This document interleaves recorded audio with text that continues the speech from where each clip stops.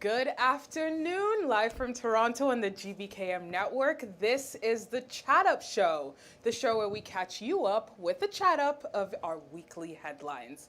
I'm your host, Elizabeth Aloyde, and I hope that you are ready to chat it up with me today. Oh, it feels so good to say that. Welcome back. Well, as always, you know that you can keep up with the GBKM network in various ways. You can listen and watch live 24/7 at www.gbkm.fm or www.gbkm.tv, where you can also like, comment, join in the conversation. You can share with your friends whatever you're watching and engaging in. And of course, you can continue to watch us live on Facebook at GBKM Television and YouTube at GBKM TV, where you can also subscribe, like, share, comment, and all of that good stuff. I'm going to keep mentioning comment, but I will get to that soon. Again, also keep up with us by following us on Instagram at GBKMFM and Twitter at GBKM_FM. Now, some exciting news. Before we went on our little chat up break, we had announced the launch of our free app. And now I can say you can officially download our free GBKM app from the App Store and the Google Play Store, which means our Apple and Android users, you can get your app for free, okay? Now, what is the best thing about this app? Well, it is that you have all of the features from the website that is portable, in your hand, ready to use and ready to go. Now, I'm just gonna guide you through what we have available on our app right now. So here, this is the page where you can watch our live TV, our GBKM TV. You can watch live, enjoy the shows live.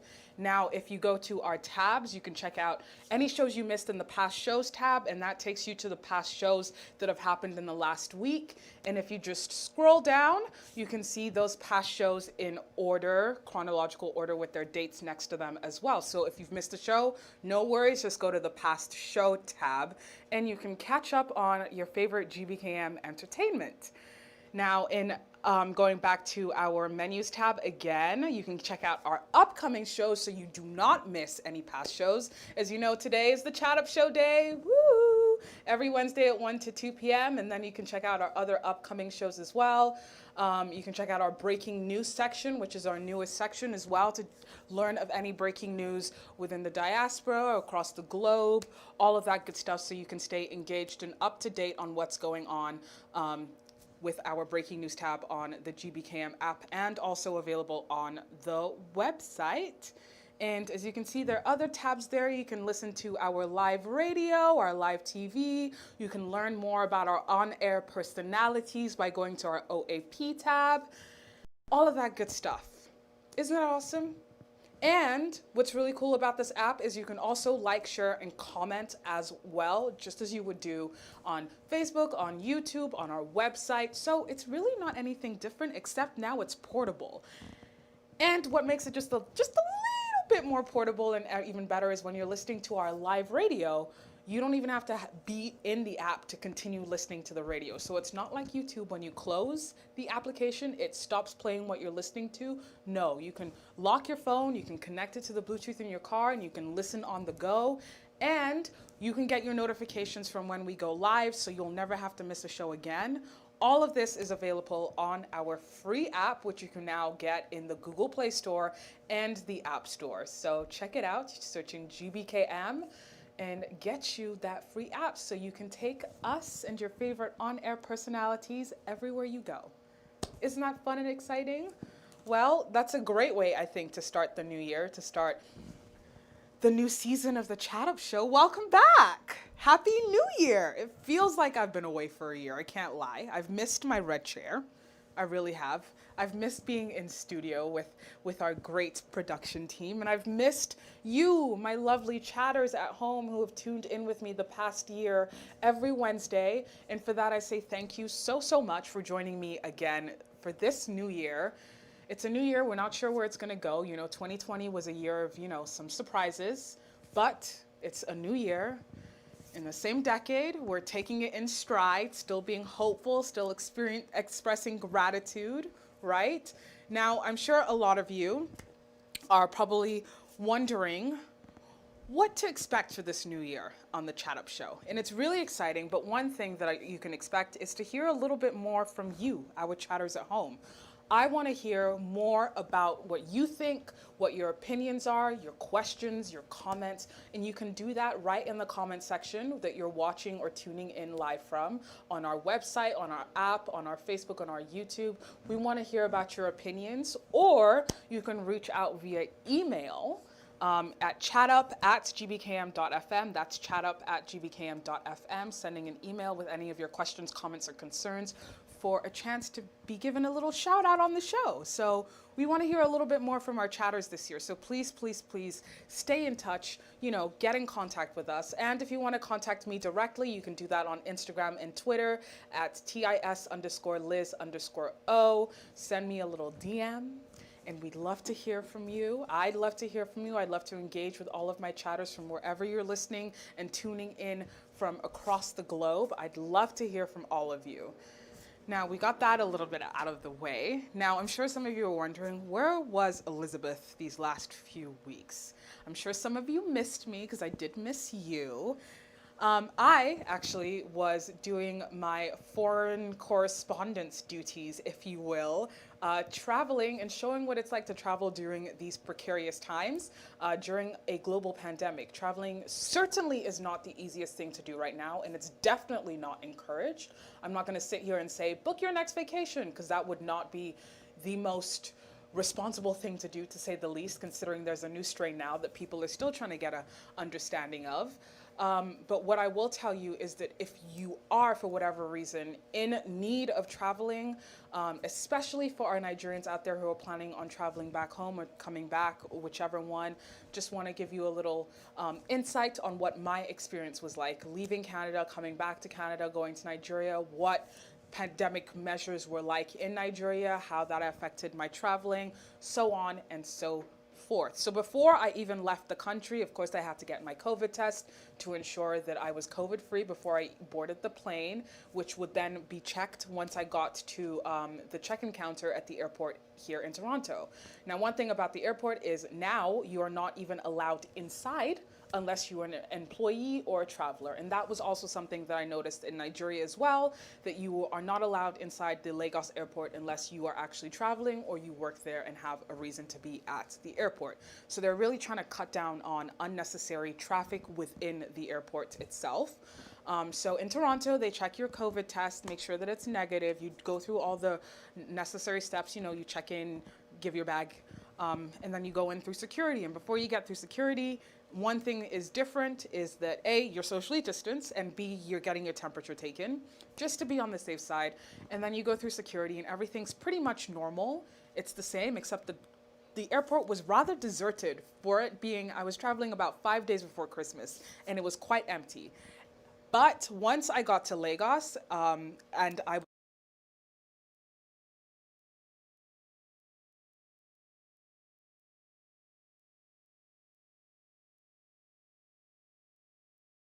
not too close to the person in front of us, which I might have been just a little bit there, but I was trying to get the angle.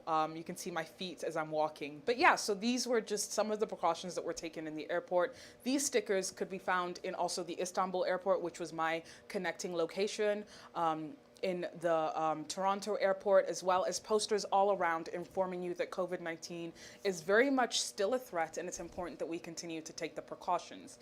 Now, in Nigeria, when I got there, before I even left, I had to prove that I'd paid for and registered for a COVID test to happen 7 days after I'd arrived within the country. So I'd have to isolate for 7 days and then get tested again to prove that I was COVID free. So at that point, I landed in Lagos and then I traveled to my quarantine location, which was in a different city in Ibadan, where I was going to be there for 7 days. So went through the Lagos airport, which, by the way, that process didn't really change from past years, to tell you the truth. There wasn't much difference. There wasn't a lot of enforcement of social distancing. There wasn't a lot of enforcement of regular mask wearing or even proper mask wearing from the people who were supposed to enforce it or the passengers. There wasn't many hand sanitizer dispensers around just in case, you know. Just little things that you notice that would help to, you know, help make people feel safe in any kind of way. We didn't see a lot of that. Now, I mentioned before that after 7 days, you would have to get a test. So in this clip here is just a quick image of me showing, I guess, the way to the testing facility in Ibadan. And one thing that I will say is it's sad that let me start this again. It's great that the government is recognizing the importance of getting tested and ensuring those who are coming into the country are being tested. However, when you have a testing facility that does not enforce social distancing, the people that work there aren't also practicing proper, you know, safety measures, wearing the same glove to deal with different people who are coming in and out of the testing facilities, having to use the same pen that hasn't been disinfected to register, sitting in seats that haven't been disinfected and been sat on and in by other people. It's these little things that you think about now, having lived through almost a year of the pandemic. You start to notice like little things that, okay, wow, we used to do things like this before and it was totally normal. But now we need to take those extra precautions. And this isn't to rag on Nigeria. I love my country. And this was just one testing location in the whole country. I was able to visit 2 while I was there because I had to get tested once I got there after 7 days and right before I left to come back home. And I got tested in Lagos. And in the Lagos facility, upon arrival, we were instructed to wash our hands. The seating was socially distanced to ensure that we had our space. The person conducting the test made sure to disinfect, sanitize, change their gloves after every single patient they encountered. So that made me feel safer. It made me feel, you know, more inclined to be like, okay, I trust these people with my test because it looks like they're taking the necessary precautions. And I'm saying all of this to let you know that it's so important that we look out for ourselves because, you know, not everyone is always looking out for us anymore. And as much as we say we're taking care of ourselves to take care of other people, not everyone seems to be getting that memo. So if you take anything at all from this experience, is that carry your own hand sanitizer with you, carry any disinfectant that you might have with you, make sure that you are masked up and prepared everywhere you go. Bring your gloves if you feel more comfortable wearing gloves. Make sure you are doing what you need to do, you know, keeping the distance, maintaining a good social physical distance, just staying clean, you know, basic hygiene, disinfecting as much as possible, just little things that we can do. And again, traveling may not be the first thing that comes to mind right now. Even Prime Minister Trudeau is saying that Canadians who think of traveling right now may not be able to come back into the country because we're still trying to get an understanding and a grasp of this new strain that is, you know, making its way around the globe now. We first saw the first few cases in the UK. Now we've heard of some cases in Canada. And so this is something that the government is trying to take as seriously as possible. We are trying to keep everyone as safe as possible. We're trying to reduce the number of daily cases. We're trying to reduce the number of people who are in ICU, trying to reduce the number of people who have lost their lives to this virus. Because people are losing their lives to this virus. And it's very important that we remember that we're doing this to ensure that we can, you know, in the future, maybe look a little bit like New Zealand and Australia right now, where they were able to open up and they were able to sort of, you know, return to normal life because they were under strict lockdown measures in the beginning that helped them keep the numbers low. Now, in Nigeria, one thing that I did notice is that not everyone was taking these precautions seriously. And I noticed this when I went to a marketplace. This was a couple days before New Year's, so it was, I think, about a day or two before New Year's, that I said, let me just go see what's going on in town. And a marketplace is probably one of the most populated areas in the city. That's where a lot of people go to purchase their houseware stuff, their house goods. And so here, this clip, what we see here are people who frequent the marketplace, who work at the marketplace, kind of just enjoying life, enjoyment. At the end of the day, they were celebrating the holidays the best way they could.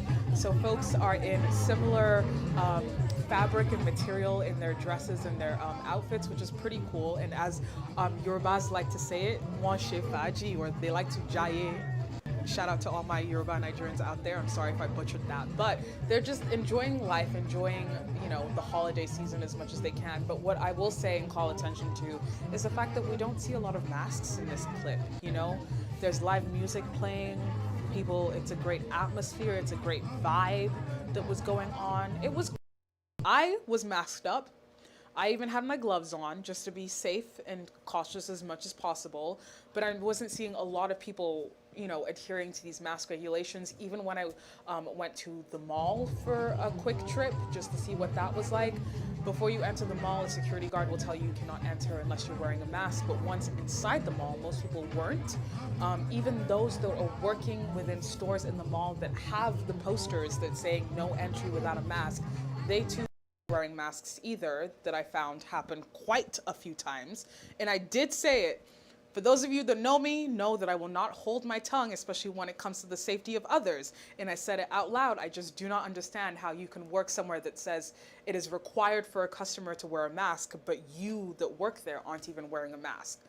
So it's these little things that I think it's important that, if we talk about it more and we're more aware of what's going on around us. And I know that it's easy for me to sit coming from a place of privilege, being able to travel during a global pandemic, which in itself would not be suggested.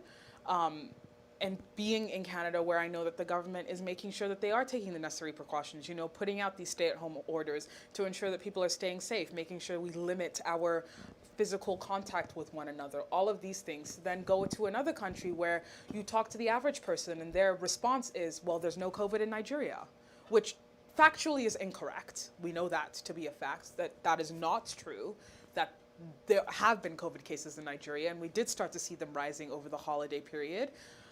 Maybe the numbers that we're seeing aren't as high as the numbers here, but at the same time, it is still very real. So I'm petitioning to my Nigerian folks right now.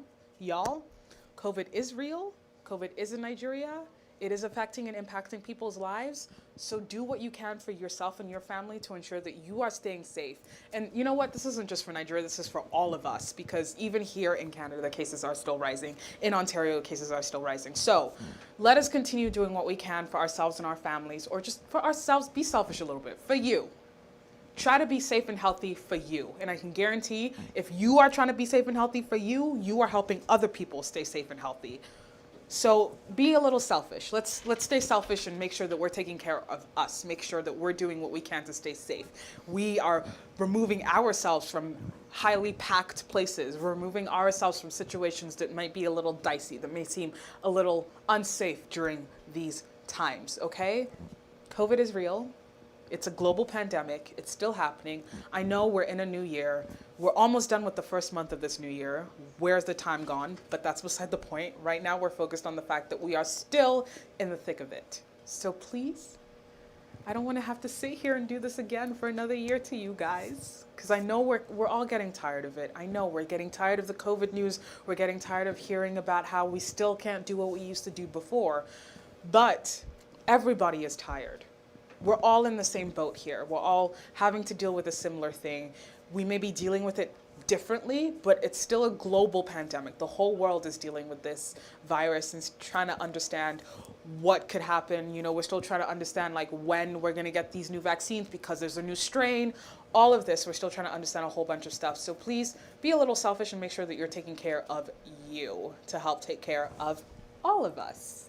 Okay, and on that note, we are going to take a quick break, but when we are back, we're going to be chatting about the importance and significance of saying someone's name and pronouncing it correctly, okay? So stay tuned, we'll be right back. You know What is your name? Sometimes you wonder why and wonder how. Don't be alarmed. Just stay calm, cause even if you choose or not to. My child, recite the words of this ancient mythology. The wisdom I disperse in this verse, no apology. Memorized to keep you from evil theology. For you, the darker hue, you denied your equality. See, for generations we perpetrated psychology. Divide and conquer each other, really lynch policy. You cannot build each other up, how will you build economy? GBKM TV, the station with a vision. GBKM TV, the station with a difference now. Slim Flex said so. Big up Ghana. Hello and welcome back to the Chat Up Show. I'm your host, Elizabeth Oloidi, and today we are chatting about names, or the importance of pronouncing someone's name correctly. Now today, we're going to be discussing something that's a little personal to me. I'm going to be sharing some personal stories, which hasn't really been done here on the Chat Up Show, but you know we like to keep it real on the Chat Up Show, and I couldn't discuss this topic without discussing my experience as well, growing up in the diaspora as a proud, let me start by saying proud Nigerian woman. And it comes with a lot. Let me tell you about that. Nigerians are everywhere, and we sure have made a name for ourselves around this world. But there are certain things that happen when you grow up in an area that is not your home, not speaking your native language, having to understand that culture while also being so deep in your own cultural roots as well, and having a name that is deep in your cultural roots that folks don't understand, and sometimes they tend to butcher it. So I'm sure some of you are wondering why we are discussing names today, and it's because recently on social media, there was an incident that kind of took everyone by storm and kind of sparked this discussion of having names that are non-Western or non-Westernized names. Now, there was kind of, let's call it a beef. There was some beef that occurred between two reality show stars, co-stars, who were on the reality TV show Love Island, which is a show where a group of adults live in a villa together for the summer in hopes of finding love amongst each other. Now, of course, they've got challenges and games and eliminations that happen over the week in hopes of winning a cash prize of £50,000. Yeah, that's quite a bit of money just to try and find love, I guess. So the winners at the end would then get this cash prize, and hopefully they would have found love that is long lasting. Now, there was one person who was on this show a couple years ago. Her name is Yewande Biala.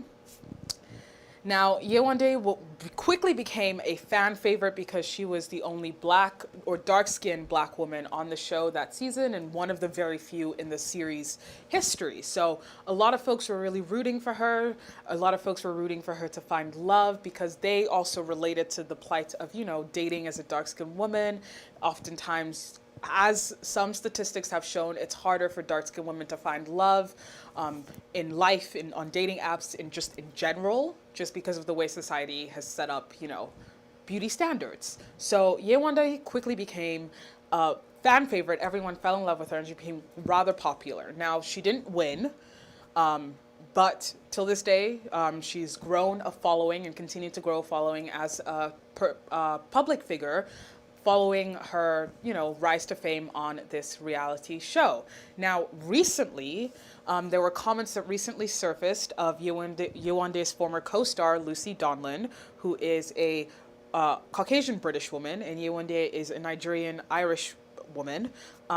So Lucy had claimed that Yewande had always bullied her while on the show. And this was following some comments that a fan had asked Lucy, quote, "How do you feel about Yewande saying you're a horrible person?" Which, wasn't actually verified. It was just a fan asking a question, which Lucy then replied, "She's always bullied me. I'm not bothered by her opinion. Makes her look bad. Not sure where she said that though."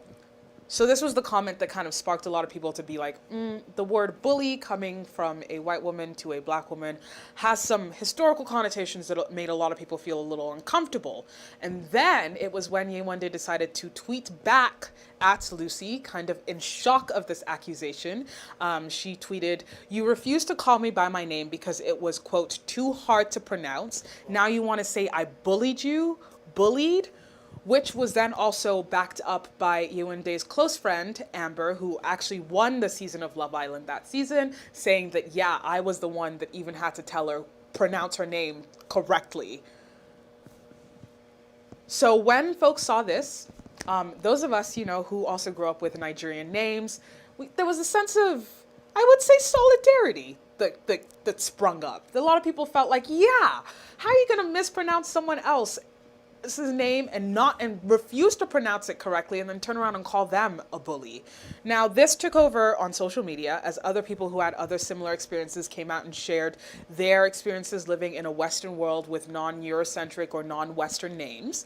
And on Saturday, Yewande actually released a statement addressing this issue that had transpired amongst her and her former co-star. And in the statement, Yewande said, quote, "You as an oppressor have stripped me of my identity. You've taken my power in choosing how I want to be addressed.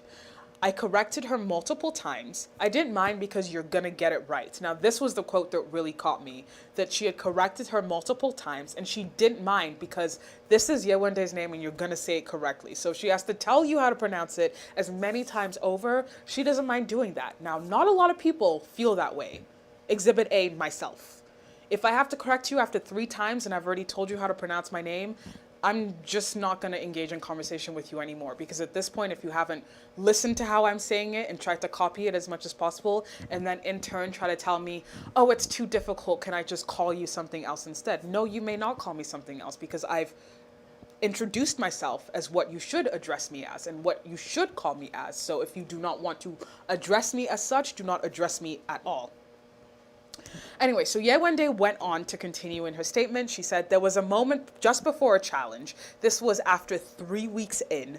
She mispronounced my name. I corrected her again, and her reply was, 'Yeah, whatever, you know what I mean.' I remember one of the producers put her arms around me. Being black on TV means not raising your voice, not being too defensive because you don't want to create the narrative of being an angry black woman or being a bully. I am not a bully. It's such a huge accusation and one that should be handled very seriously. And lastly, I encourage everyone to be aware of racialized renaming and name-based teasing. I think we should all be working towards being better advocates and creating a different dynamic around these narratives." Now, this term, racialized renaming, is one that I personally understand and have been through for most of my life. Having a last name like Oloidi generally just confuses everyone's tongue, everyone's mouth. Even some Nigerians have a difficulty pronouncing it. I'm not even pronouncing it the proper way. It's not Oloidi, it's Oloidi. So, from now on, even me, myself, I'm not going to westernize my names to try and make other people feel comfortable. I will start pronouncing my names the way that they're meant to be pronounced. Now, I see my producer, Kenny. I feel like you're itching to say something here, Yes, Kenny. yes, What's yes. up? I want to jump in. This is one of the best day of my life because, first of all, welcome back. This is the first time I'm seeing you 2021. Thank you for coming back. We miss you. Welcome back. Guys. And I must say this on air. Thank you for the beautiful gift you brought from Africa for me. Thank you. But let's quickly go down to business. I think that our identity is crucial. And part of our identity is tied to our name. And if you see the definition of names, African way of defining names and the Caucasian's way of defining names is very, very different. They may be similar, but at the end, they are different. You see, African will name you according to some certain things, and some people will say it ends up translating in your life. So the second part of why I said today is one of the most beautiful days in my life is that the name, your name, it looks like it's resurfacing. This is why I had to take the mic and say, I am celebrating that you are actually doing a show like this to address a very, very overdue topic on air. Thank you. I feel like it's important to discuss these things, that sometimes we kind of glaze over. When people mispronounce your name, that takes a toll on you. It really does, on your identity, how you see yourself. Me personally, okay, we're gonna just dive into my personal story now. For the first 10 years of my life, I went by my middle name, which is Bisola or Abisola for those of you Yoruba that know the full name. And I loved it. There was no issue. I grew up with Nigerian parents, so they knew how to pronounce my name. They taught me how to pronounce my name when I was learning how to speak, and that's how I would introduce myself everywhere I went for the first 10 years of my life. It was then when we moved to Europe, when I was about 4 or 5, when I had to start introducing myself to non-African people. And I'm saying non-African because, we lived in other countries outside of Nigeria, and we lived in another African country, and my name didn't seem to be an issue there. But it was when I was introducing myself to non-African people that I recognized how difficult it seemed my name was to pronounce. I was given every name under the sun except for what was coming out of my mouth. Now, granted, I understand when you see Bisola written on a piece of paper, on a page, and it's the first time you've ever encountered that name, you're probably gonna be a little bit like, I don't wanna butcher this name, so I wanna hear how the person pronounces it, so I can then copy it and learn how to say it. So I, as a 5-year-old, will then have to advocate for myself in how to pronounce my name properly to adults who had at least a good 20-something years of knowing how to speak and pronounce words over me. I was a child. I was basically a baby, and I'd have to advocate for myself from that young age. Initially, no issue. I had no problem because I've always been a proud woman of my heritage, of my culture. I've always been proud to be Nigerian. I'm proud of the name that my parents have given me. I'm proud of all the names my parents have given me. Proud of Bisola especially. So I had no problem being like, you know what, it's fine. You don't have to say Bisola, you can say Bisola. Bisola, you can pronounce that. They are letters in the English alphabet. I didn't add the accents to try and confuse you, because those Yoruba accents be confusing everybody. And it's not like there were any surprised letter pairings, like in the name Benga, where the G and the B makes the B, and that confuses a lot of people. That I understand. You need to hear that a couple times before you get the weight behind the B. But Bisola, very simple English alphabet letters, no problem. Why is it now that I get called Basilica, Brazil, Basil, Basil, all of these names that were not mine? I got Priscilla once, Basila, just all these different names, even though I'm saying it out of my mouth how to pronounce your name. Now, Yewande also wrote an article for The Independent where she talked about how nerve-wracking it would be for her when she knew her name was coming next in the register at school, because she knew she would have to go through the whole trope of someone giggling and laughing, saying, oh, your name is just so hard to pronounce. Oh, how do you say that name? And then continuing to mispronounce it, and then telling you, your name is just too difficult to pronounce, can I just give you a nickname? Which has happened to me before, from a teacher that was teaching me a different language. Now, why I bring that up is because when she was going through the register, of course, she was like, oh, this is such a beautiful name, but I just can't pronounce it. It's too difficult to pronounce. So can I just call you B? And I was kind of like, no, you cannot just call me B, because my family doesn't even call me B. They call me Bisola, which already is the shortened version of my name. So what more do you want to shorten of it? That is what my name is. Please, can you call me this name? Mind you, you're also teaching me French, which if you've ever tried to read French words, they are not always pronounced the way they are written. But Bisola is literally pronounced exactly the same way that it's written. So if you're hearing me, a child, say how my name is supposed to be pronounced to you, and you're still telling me that's too difficult, or I just don't want to put in that much effort or brain power into it, what do you think you're telling that child? You're showing that child that they're either an inconvenience to you, that their identity doesn't mean anything to you enough to even try to understand how to respect their name enough to pronounce it correctly. You're telling them all sorts of things about what makes them them. Someone's name has great power, especially when it comes to Nigerian names. There's a reason behind our names. Our names are like prayers and blessings on our lives. There's a reason our parents named us certain things. And not just Nigerian, this is across the world where names hold certain value. They have meaning. You see it when there are Asian immigrants that come to, even just North America, and they find a Western name because they know that their name will not be pronounced correctly when they get here, or when they're in school, or when they're at work. They probably won't be hired based on their name. These are things that still happen in our world today. That folks are missing out on opportunities because someone deemed it too uncomfortable or too difficult to say their name. Now, when I was 10, I made the decision to present and pitch to my parents why I should start going by Elizabeth. I brought out all of my receipts, all of my facts. I even brought out my passport to prove that it was my government name, so there wasn't any legal documents that needed to be changed, and that it would just be easier all around, because it's so difficult being Bisola Oloidi for me at 10 years old, having to advocate to adults that they need to pronounce both names correctly, because it wasn't just Bisola that was giving them a trip. Then they get to the Oloidi part and it just a disaster. Just confusion across the board. It was like a tongue twister for them. They didn't understand it. So I would phonetically have to change the way my name is supposed to be pronounced to adhere to our Western pronunciation of words. And till this day, Oloidi still confuses people.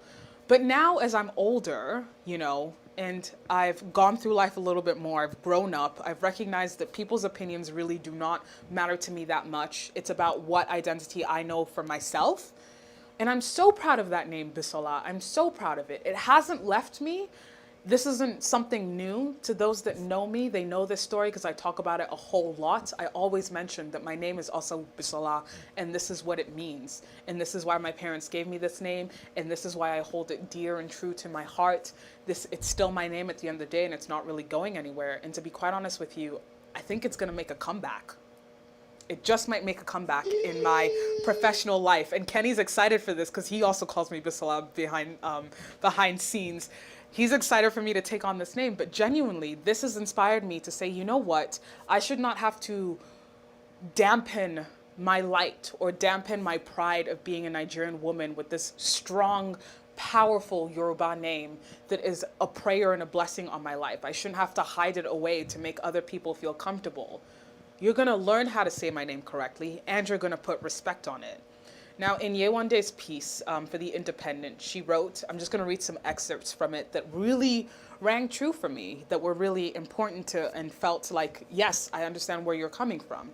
So she says, quote, writing this piece made me tap into a memory of 5-year-old self. When it was time for roll call at school, I could feel my name coming closer as I squeezed the seat of my chair, held my breath, and prayed the substitute teacher didn't butcher my name. It had taken about 5 months for the first one to get it right.